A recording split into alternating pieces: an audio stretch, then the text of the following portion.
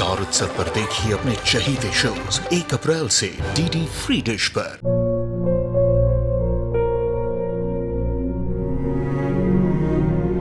मैं डॉक्टर बनकर अपना और अपने आबा का सपना जरूर पूरा करूंगी।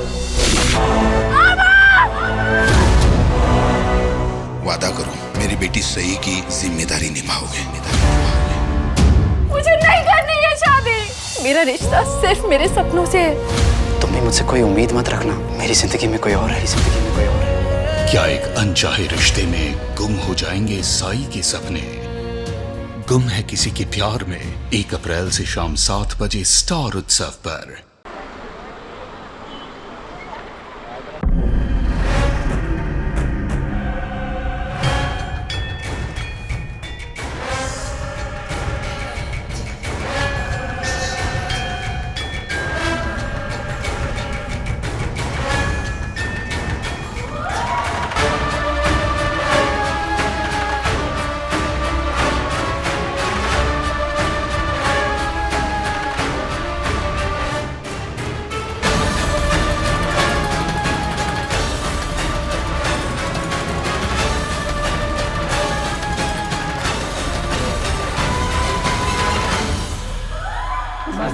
सही बात है यार, केमिस्ट्री पढ़ाते बहुत सटीक। अरे कंटाल गया।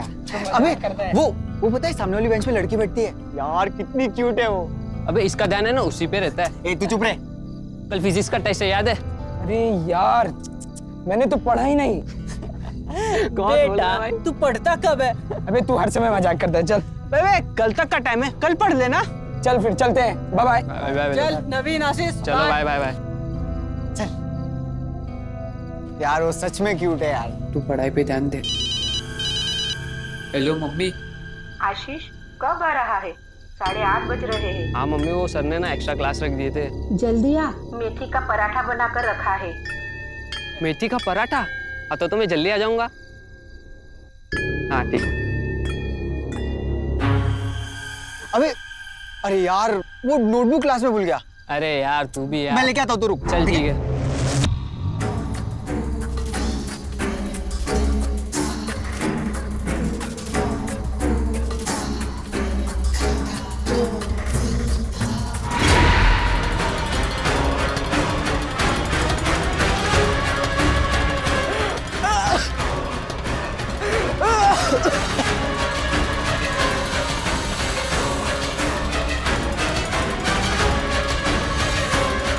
आशीष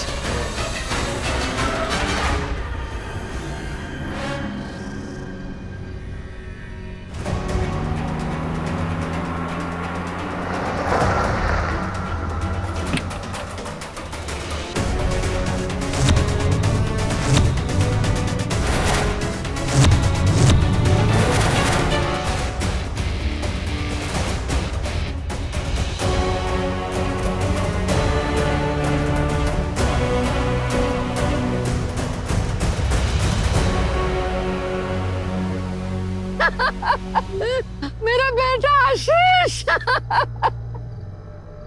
इसकी माँ है। ये देखिए मैम, रस्सी से गला घोटा गया है।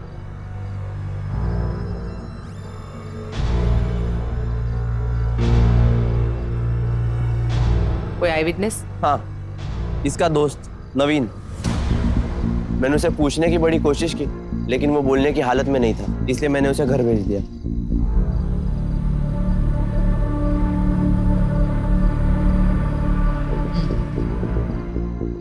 आसपास कोई सीसीटीवी कैमरा? नहीं मैम। ठीक है, बॉडी को पोस्टमार्टम के लिए भेज दो। कामड़े। नवीन बेटा कुछ तो खा लो।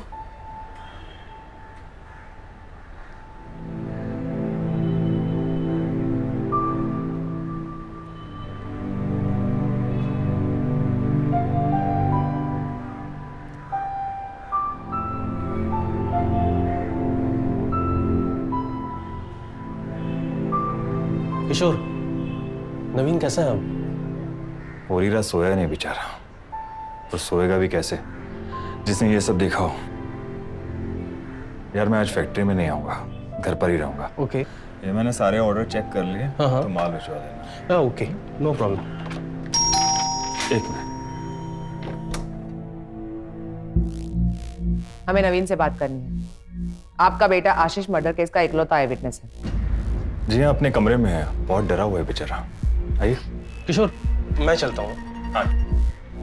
आप कौन? ये मिस्टर विवेक हैं, हमारी पेपर मिल में काम करते हैं। प्लीज आप आइए।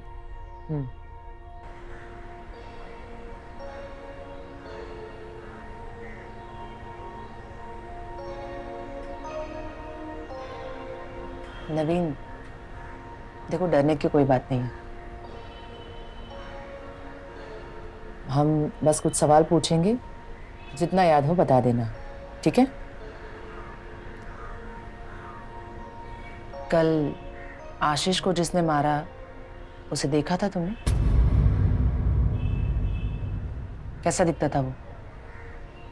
आदमी नहीं, कोई औरत थी।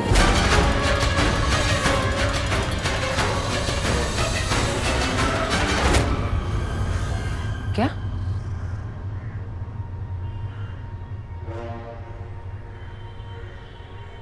कैसे दिखती थी वो? पता नहीं,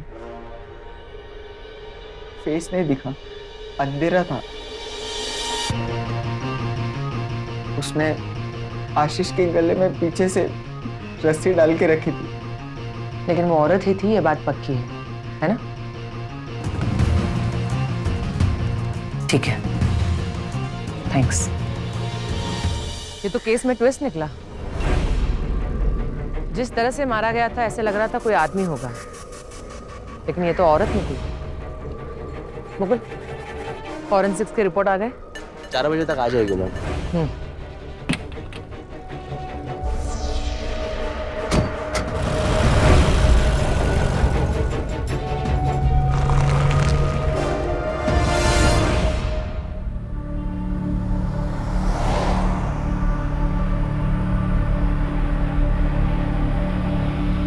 भैया, रस्सी चाहिए 3 मीटर। अरे मैडम, लेकिन आप परसों ही तो लेकर गई थी। मेरी मर्जी, मैं कितना भी लूं, तुमको क्या? ये नहीं, वो।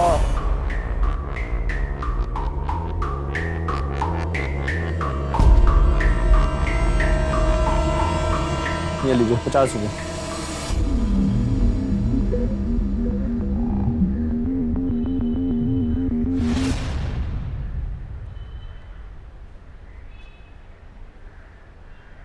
मैम, फॉरेंसिक रिपोर्ट्स, खूनी के फिंगरप्रिंट्स या डीएनए कुछ भी नहीं मिला। रस्सी का भी एनालिसिस है इसमें। रस्सी को चूना लगा हुआ था और रस्सी के जो नायलॉन के फाइबर्स वो भी नए लग रहे थे। इसका मतलब रस्सी को खरीदे हुए ज्यादा टाइम नहीं हुआ है। हार्डवेयर शॉप के किसी कोने में पड़ी होगी कुछ दिनों पहले तक, इसीलिए चूना था। एक काम करो, उस एरिया में जितने भी हार्डवेयर शॉप है सबसे पूछताछ करो। ऐसी रस्सी लेने कोई औरत आई थी या नहीं पूछो, और अगर आई थी तो उसके सारे डिटेल्स निकालो। मैंने कामड़े को भेज दिया मैम। गुड।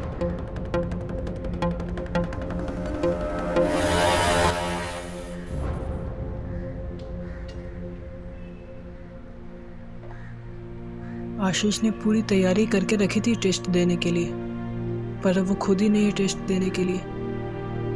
अभी भी यकीन नहीं हो रहा है यार। सब मेरी गलती है। अगर मैं नोटबुक लेने क्लासरूम वापस जाता ही नहीं तो शायद आशीष अभी जिंदा होता। ऐसा मत सोच नवीन, ऐसा सोच तो बच गया, नहीं तो तुझे भी कुछ हो सकता था। एक 18 साल के लड़के को गला घोट के मार दिया गया रात के टाइम पे। हाँ कमले। मैडम, सुबह से बहुत सारे दुकानदारों से पूछताछ की। अभी एक हार्डवेयर वाले ने बताया कि कल एक औरत आई थी, ऐसी सेम कलर की रस्सी लेके गई है। वही औरत 2-3 दिन पहले भी आके रस्सी लेके गई। मैडम, वैसी कलर की रस्सी जिस कलर की रस्सी से मर्डर हुआ था। और दुकानदार ये भी बता रहा था मैडम, बड़ी अजीब औरत थी। अचानक उस पर चिल्लाने लगी। कौन है, कहाँ रहती है, कुछ जानता है उसके बारे में? हाँ मैडम, एड्रेस निकाला है उसका। सुजाता पाठक नाम है वो औरत का। ग्रेट, सेंड करो। ठीक है मैडम। मुकुल, उस रस्सी खरीदने वाली औरत का पता चल गया, कामले से कोऑर्डिनेट करो। मैम।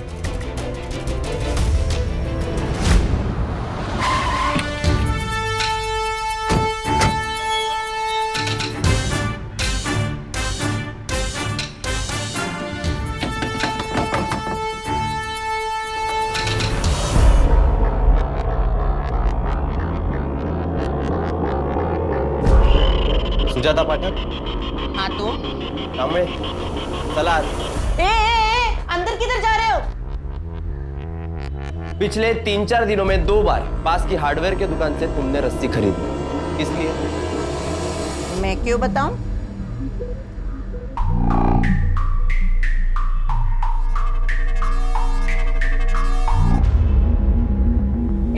अंदर किधर जा रहे हो? कुछ नहीं है वहां पे।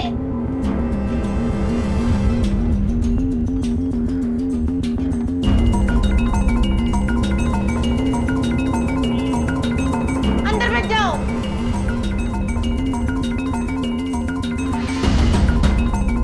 हाथ मत लगाओ मेरे बच्चे को, मेरा बच्चा है, कुछ मत करो उसे।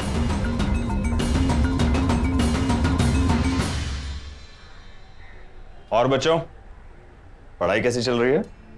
अंकल बस नवीन को बता रहा था पिछले कुछ दिनों में उसने क्या क्या छोड़ा है क्लास में। नवीन जल्दी फिर से क्लासेस ज्वाइन करेगा, है ना बेटा नवीन? ठीक है अंकल, मैं चलता हूँ। हाँ बेटा, बाय। ओके। नवीन बेटा जी। नवीन बेटा, मुझे पता है कि तुमने जो अपने दोस्त के साथ होते हुए देखा है, उसका डर तुम्हारे अंदर बैठ गया है।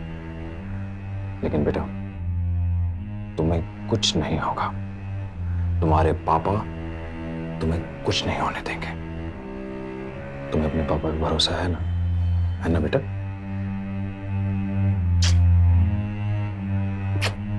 चलो बेटा, पढ़ाई करो।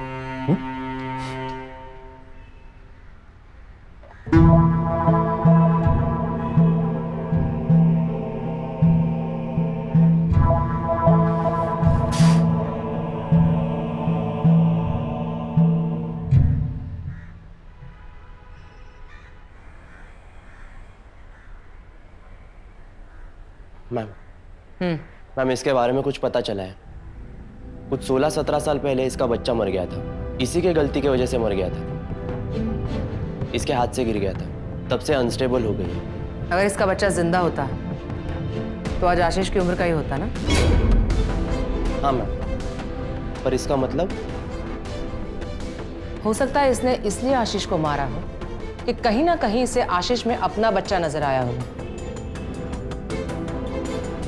इसके बच्चे को तो जिंदगी जीने का मौका नहीं मिला, तो इसने आशीष से भी उसकी जिंदगी छीन ली। कामले। ओ मैडम। कुछ बताया इसने? नहीं मैडम, ये तो मर्डर के बारे में कुछ बता ही नहीं रही है। ठीक है, फिलहाल तो कस्टडी में रखो, देखते हैं कैसे क्रैक करना है।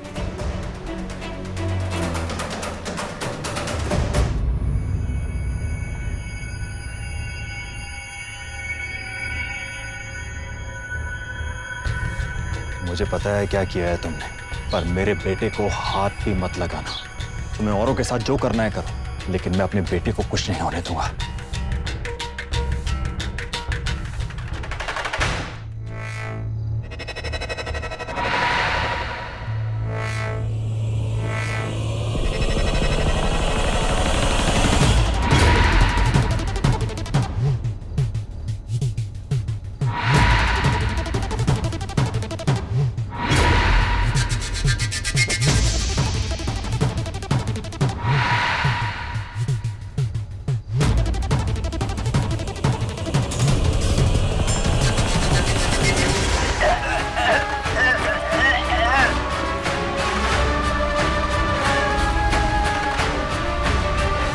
रुक!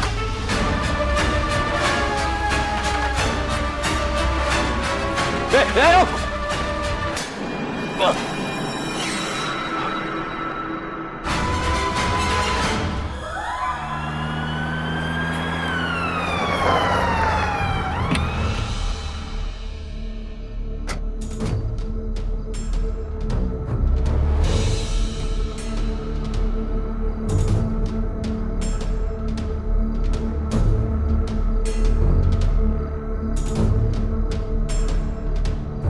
एग्जैक्टली वही पैटर्न।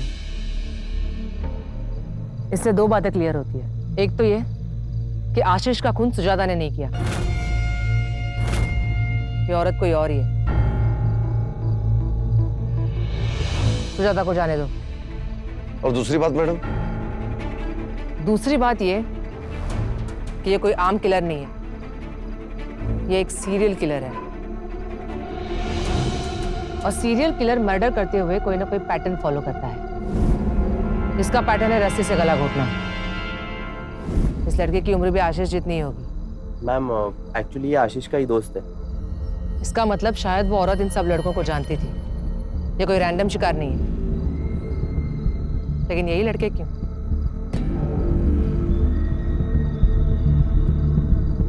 तुमने फोन किया था पुलिस को?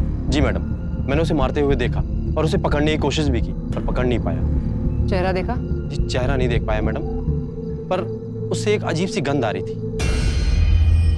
कैसी गंध? जैसे कि खराब अंडों से आती। नहाती नहीं होगी शायद।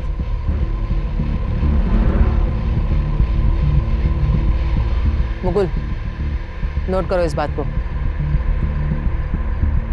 और कुछ याद है उस औरत के बारे में? मैडम आप उसे औरत कह रही हैं? मुझे तो वो औरत ही नहीं लग रही थी। क्या मतलब? मेरा मतलब मैडम, जब मैं उसे पकड़ने की कोशिश कर रहा था तब मेरा हाथ उसके चेहरे पर पड़ गया था। तो उसके चेहरे पर थोड़ी सी दाढ़ी थी, जैसे कि 1-2 दिन शेव ना करने से हो जाती है। पक्का यकीन है? जी मैडम, मुझे तो लग रहा है कि वो कोई किन्नर था। किन्नर? और हम सोच रहे थे कि वो कोई औरत है, सिर्फ इसलिए क्योंकि उसे साड़ी पहनी थी। बात घूम फिर के फिर वहीं आ रही है जो मैं हमेशा कहती हूँ, तसं दिसतं तसं नसतं, म्हणूनच जग फसतं। मतलब ये है कि जैसा दिखता है वैसा नहीं होता है, इसलिए हम फंस जाते हैं। कामले, हो मैडम। इस एरिया के आसपास एक किन्नरों की बस्ती है ना? हाँ मैडम, यहाँ से 2 किलोमीटर की दूरी पर किन्नरों की बस्ती है। उन किन्नरों की सरदार का नाम पार्वती है। उस पार्वती का अपने किन्नरों में काफी दबदबा है और बहुत ही स्ट्रॉन्ग नेटवर्क है मैडम। ठीक है, कल जाके देखते हैं वहां पे। जी मैडम। ये हरकत किसने की?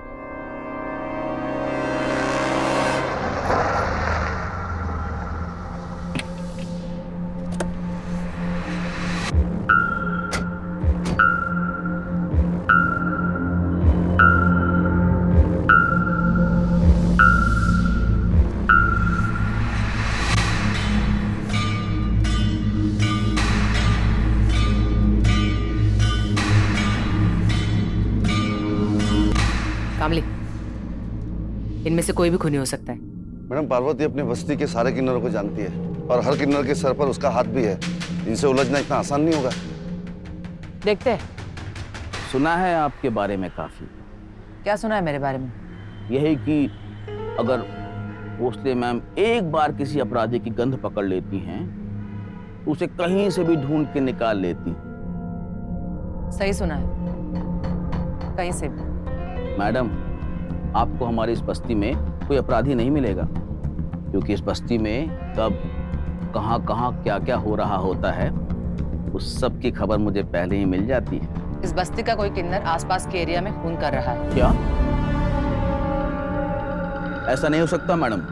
2 लड़कों की जान जा चुकी है और एक आई विटनेस से हमें पता चला है कि खूनी कोई किन्नर ही है। देखिए मैडम, इस बस्ती के किन्नरों का काम सिर्फ और सिर्फ आशीर्वाद देना है, किसी की जान लेना नहीं। अगर कोई आदमी हमारे आशीर्वाद के काबिल नहीं होता है तो हम ज्यादा से ज्यादा उसे बद्दुआ दे देते हैं। हमारी बद्दुआ ही काफी होती है उस आदमी को बर्बाद करने के लिए। हम किसी की जान नहीं लेते हैं। तो तुम ये यकीन के साथ कह सकती हो कि वो खूनी इस बस्ती का किन्नर नहीं है? उतने ही यकीन से, जितने यकीन से मैं ये कह सकती हूँ कि आदमी जितना झूठा होता है उतने ही सच्चे हम किन्नर होते हैं। देखिए मैडम, अगर वो अपराधी इस बस्ती में रह रहा होता तो मैं उसे पकड़कर कब का आपके हवाले कर चुकी होती। 1 मिनट मैडम, मैंने ये कहा है कि वो खूनी इस बस्ती का किन्नर नहीं है, पर मैंने ये नहीं कहा कि वो खूनी किन्नर नहीं हो सकता।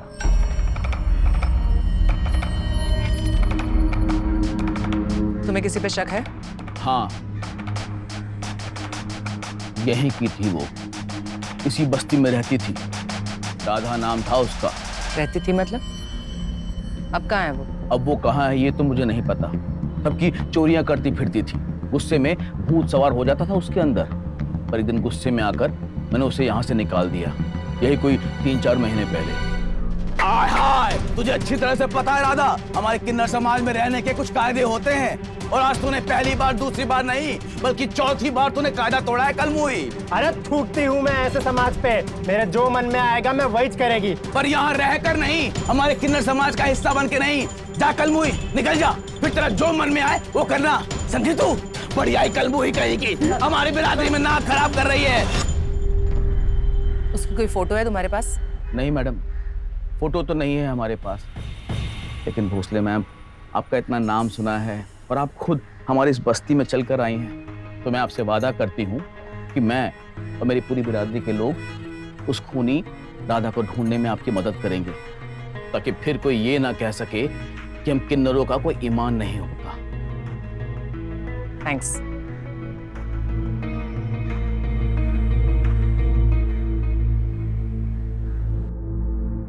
क्या लग रहा है मैडम, कहीं ये झूठ तो नहीं बोल रही थी? नहीं मुकुल, और ये मैं यकीन के साथ कह सकती हूँ, कौन सच बोल रहा है और कौन झूठ। और मैडम, इन लोगों का नेटवर्क बहुत ही स्ट्रांग है, अंदर अंदर से ढूंढ के निकालेंगे इस राधा को। हमें अलर्ट होना पड़ेगा। हमें सिर्फ इतना पता है कि खूनी किसी वजह से नवीन और उसके दोस्तों के पीछे पड़ा है। क्या हो सकती है वो वजह? ये कनेक्शन तो तभी पता चलेगा जब खूनी अपने हाथ आएगा। एग्जैक्टली।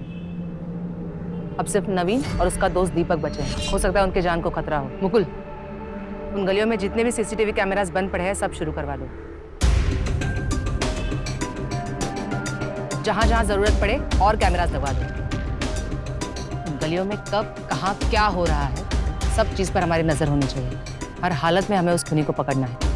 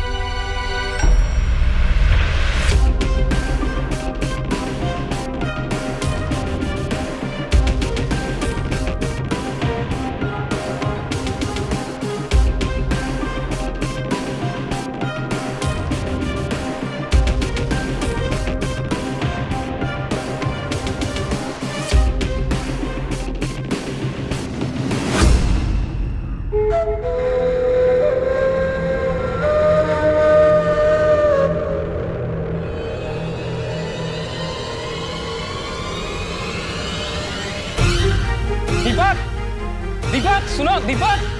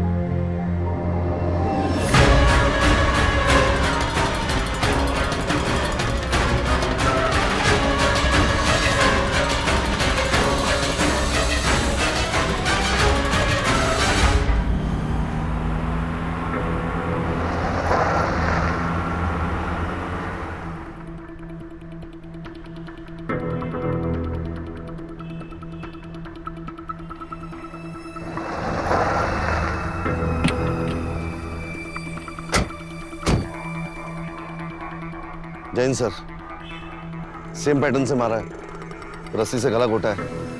इधर सामने लगे हुए सीसीटीवी कैमरे में ये सब कुछ कैप्चर हुआ है। कामड़े, बॉडी को पोस्टमार्टम के लिए भेज दो। सर। और फौरन सीसीटीवी फुटेज निकालो।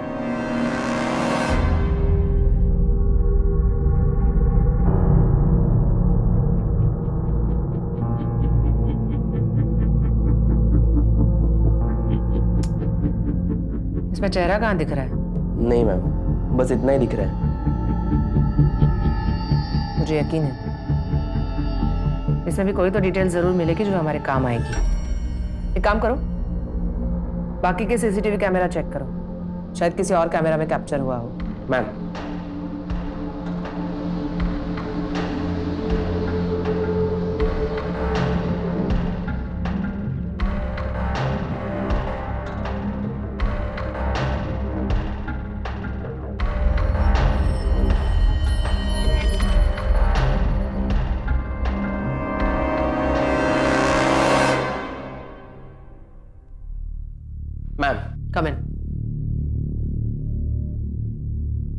मैम पार्वती के यहाँ से फोन आया था, राधा का पता चल गया है। ग्रेट, बचनी नहीं चाहिए।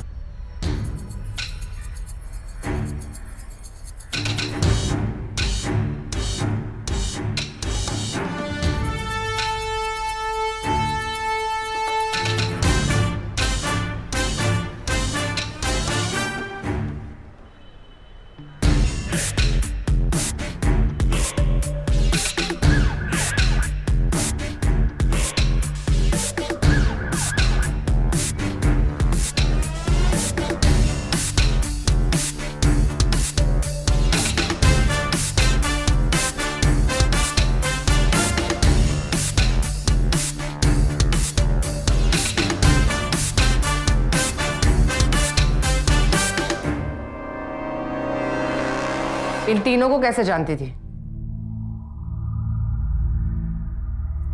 मैडम कौन है ये लोग? मैं नहीं जानती है। तो बिना जाने तूने इन्हीं 3 दोस्तों को कैसे मारा? मैं किसी को नहीं मारी मैडम। तो पुलिस को देख के भागी क्यों? क्योंकि मुझे पता लगा था कि बस्ती के किन्नर लोग मुझे ढूंढ रहे हैं, और ये भी कि कुछ दिन पहले आप लोग पार्वती से मिले थे। क्या लगा तुझे? हम क्यों ढूंढ रहे हैं तुझे? क्योंकि मैं पॉकेट मारती है लोगों की। छोटे छोटे क्राइम के आड़ में बड़े क्राइम को छुपाने की कोशिश करी है ना तू? नहीं मैडम, मैं सच बोलती है। मैं किसी को नहीं मारी मैडम, किसी को नहीं मारी। ठीक, पानी दो।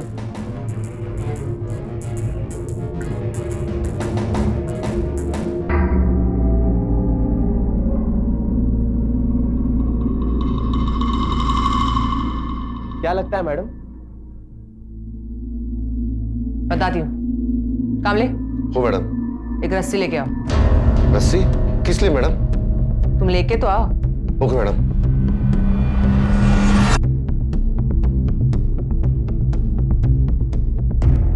मैडम रस्सी। अब इसका फंदा बनाओ।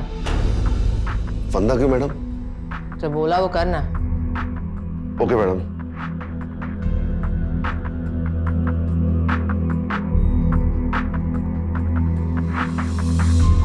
पाटकर। जी मैडम। इधर आ। कैप निकालो। कोई गलती हो गई क्या मैडम? कामड़े, उसके पीछे खड़े होकर ये फंदा उसके गले में डाल के कसो। ये क्या मैम?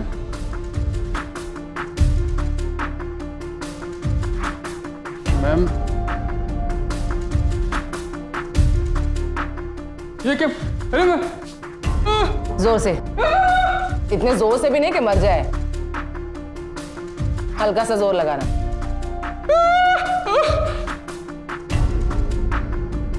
बस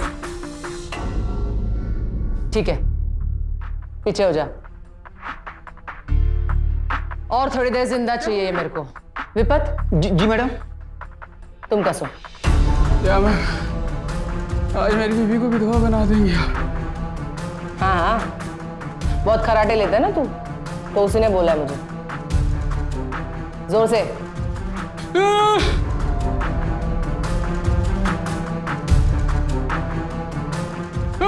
बस बस। विपत। जी मैडम। तुम लेफ्टी हो ना? हाँ मैडम।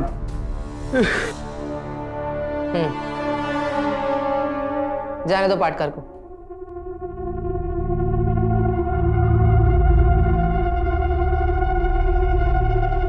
मुकुल, कामले राइट हैंडेड है। Yes madam. तो उसने रस्सी को कसने के लिए दाएं हाथ का इस्तेमाल किया, और विपत लेफ्ट हैंडेड। लेफ्ट हैंडेड आदमी रस्सी को कसने के लिए बाएं हाथ का इस्तेमाल करता है या नहीं वो देखना चाहती थी, और मैं सही थी। पर मैम, इससे और क्या पता चलता है? वो सीरियल किलर काफी सारे लोगों की तरह राइट हैंडेड है। सीसीटीवी के फुटेज में ये साफ साफ दिखाई देता है। लेकिन राधा लेफ्टी है। इसका मतलब राधा वो सीरियल किलर नहीं है। मैडम हमें तो लगा था कि किलर हाथ में आ गया। आएगा, वो भी हाथ में आएगा। सीसीटीवी का फुटेज निकालो, राधा को दिखाना है। मैम,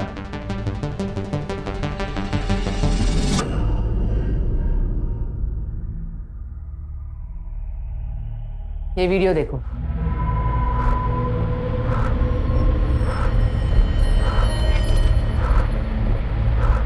मैडम ये मैं नहीं है मैडम। पता है। अगर ये तू नहीं है तो फिर कौन है? कोई ऐसा किन्नर जो ये सब कर सकता हो?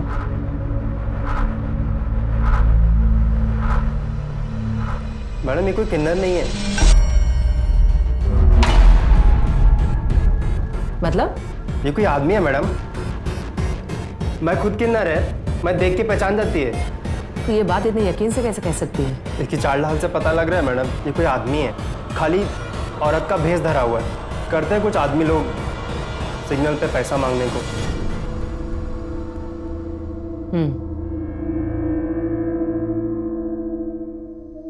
हो सकता है ये सच बोल रही हो, क्या पता खुनी ने साड़ी और विग सिर्फ इसीलिए पहना हो ताकि वो हमें भटका सके। ये केस तो घूमता ही जा रहा है ना। शायद खुनी भी यही चाहता है। आखिर कौन हो सकता है वो?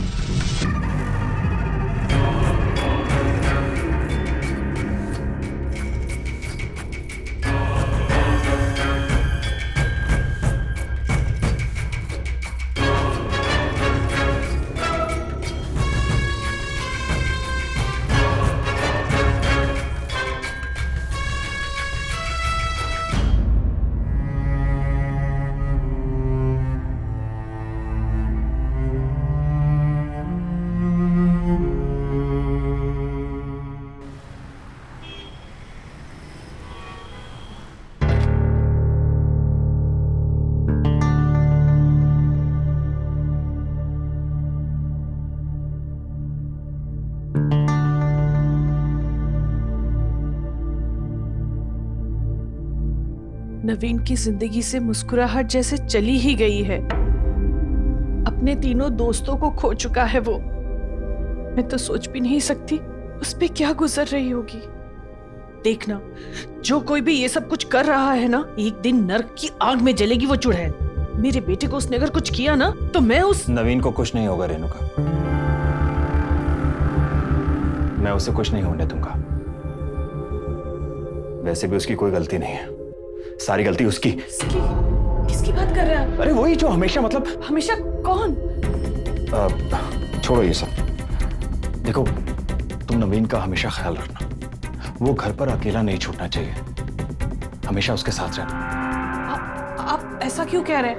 क्या आपको लगता है कि वो खूनी यहाँ हमारे घर आ सकता है? देखो, मैं तुम्हें जो कह रहा हूँ उसे समझो बस।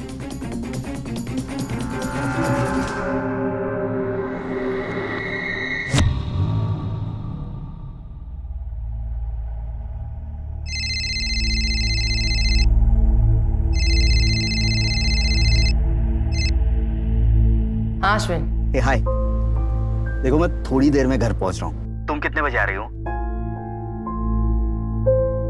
सो सॉरी, मुझे आज भी देर हो जाएगी। अरे मैं सोच रहा था हम तीनों डिनर के लिए बाहर चलते हैं। हाँ, लेकिन काफी काम बचा है यहाँ।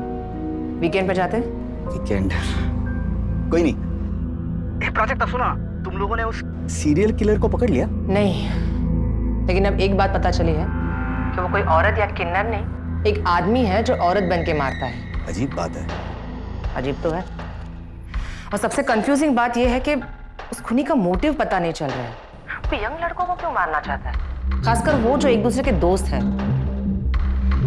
और भी कुछ डिटेल्स हैं जिनके बारे में कुछ कनेक्शन नहीं मिल रहा, जैसे कि वो गंध जो उस खूनी से आती है। कैसी गंध?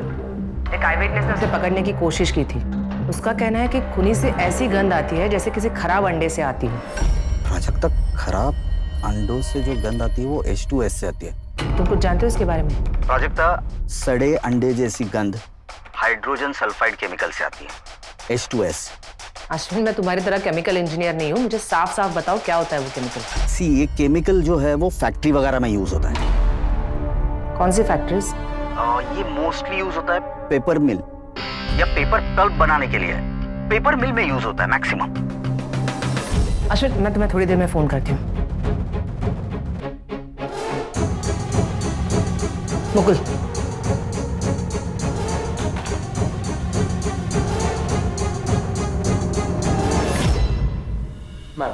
मुकुल, एक बहुत बड़ा क्लू मिला है। मैं अब जो भी कहने जा रही हूँ ध्यान से सुनो। बेटा नवीन, मैं मार्केट जा रही हूँ, थोड़ी देर में आती हूँ। तुम यहीं रहना और दरवाजा बंद रखना। ठीक है मम्मी।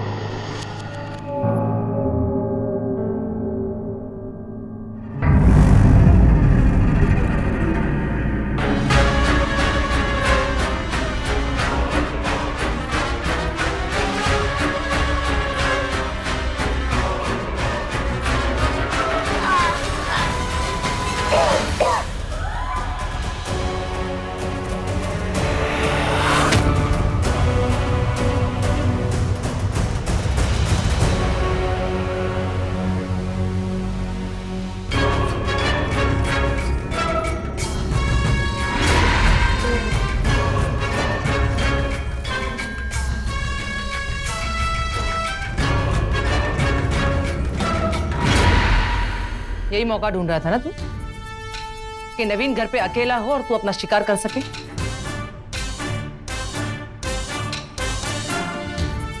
लेकिन ये एक जाल था तुझे पकड़ने के लिए। ये सब क्या है मैडम? लेकिन ये किशोर जी तो। मैम, आपका पति एक सीरियल किलर है। नवीन के दोस्तों को इसी ने मारा है और आज इसने अपने बेटे की जान लेने की कोशिश की। कल रात जब मुझे पता चला कि खूनी से आने वाली गंध एक ऐसे केमिकल की है जो पेपर मिल में इस्तेमाल किया जाता है, तो पहले मेरा शक विवेक पे गया। आप कौन? ये मेरे कोलीग हैं मिस्टर विवेक, जो इसके साथ मिल में काम करता है। सच बोल। झुमका पैजे की डंका। मैडम मैं सच बोल रहा हूँ, मैंने किसी को नहीं मारा है। हर खूनी पहले यही बोलता है। बता क्यों मारा उनको? Ma'am 1 minute.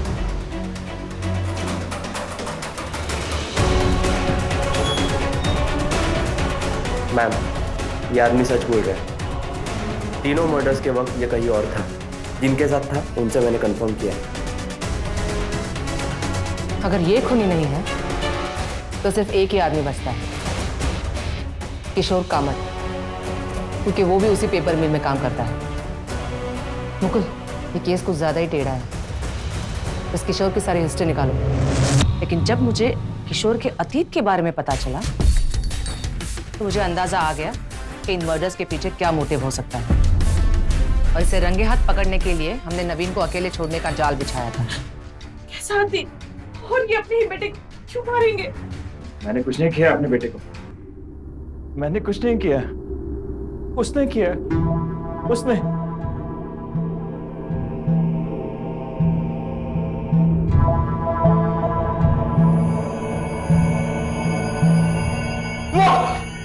मैडम, ये जिस तरफ इशारा कर रहा है वहां तो कोई नहीं है। वो है, वो देखो, वो। मैं बताती हूँ। ले चलो इसे थाने। चल चल।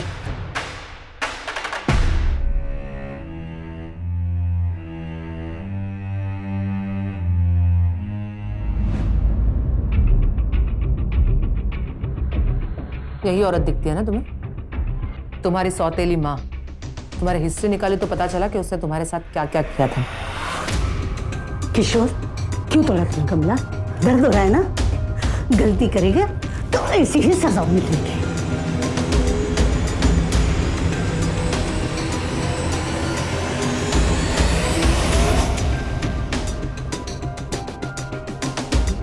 किशोर, उस औरत ने तुम्हारे साथ जो भी कुछ किया है उसका तुम्हारे दिमाग पर बहुत गहरा असर पड़ा है।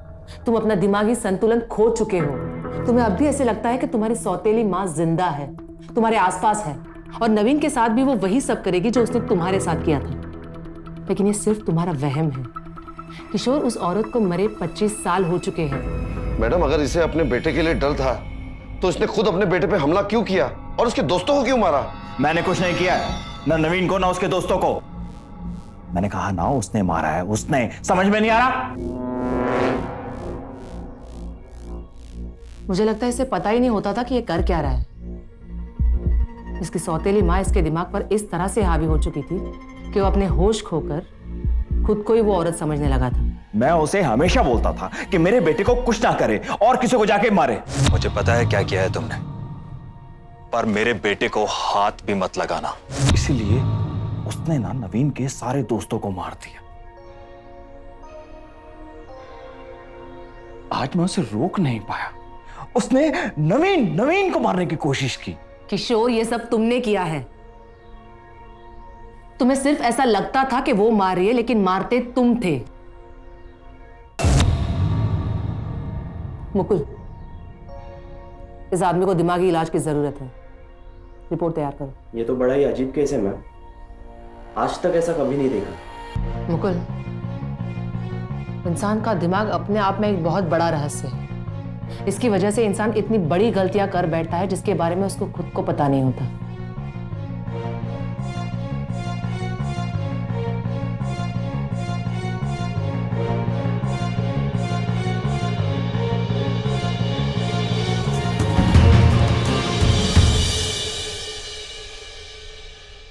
ऊपर वाला जब हमें इंसान की जिंदगी देता है तो उसके दो मकसद होते हैं। पहला, एक खुशहाल जीवन, और दूसरा, हम अपने आने वाली पीढ़ी को इतना मजबूत बनाएं कि वो हर इंसान की तरक्की के बारे में सोचे।